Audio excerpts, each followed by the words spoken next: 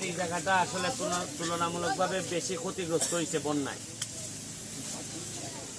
এখানে আপনারা প্রথমে বন্যার খবর পাইয়া রাস্তাঘাটে পানি উঠছে, আপনার বাড়ি ঘরে পানি উঠছে, রাস্তাঘাট ক্ষতিগ্রস্ত হয়েছে। এই খবর পাইয়া আমি এমপি হিসাবে ঢাকার বইয়া থাকতাম পারছি না। আমার মনে হয়েছে যে আইয়া অন্তত আপনার সাথে দেখা করাটা আমার উচিত হইব, নাইলে আপনারা কইবা যে বেটা কি খালি ভোটের সময় আয়, ভোট ছাড়া দিকে আয় না। যদিও সবসময় আমার মাথার মধ্যে আছে কেমনে কাম করন না করন।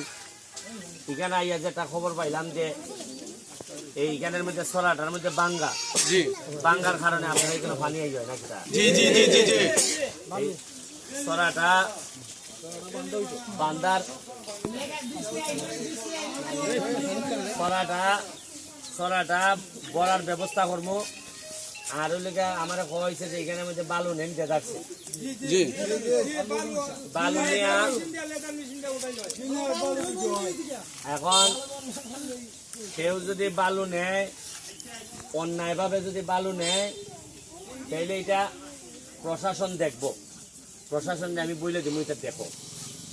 আর যদি অন্যায় ভাবে বালু নেয়ার কারণে আমার মানুষ ক্ষতিগ্রস্ত হয়, তাহলে এটা আমি নিজে দেখবো।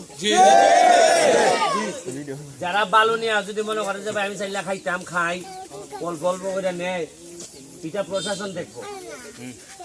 প্রশাসন যৎকান বাধা দেয় দিব দিয়া। আমি চাই না যে কেউ ফেটো লাথি দিতাম, কিন্তু ফেটো লাথি দিতাম না এই কথা চিন্তা করে যদি মনে করো তুমি আমার লোকের শৈল্য মার ভাই, সে আমি সহ্য করতাম না। আমি এই ব্যাপারে যা যা করার আমি ব্যবস্থা গ্রহণ করব। আমি জানি যে ভোট দেয়া আপনারা আমার নির্বাচিত করছেন, আগামীবার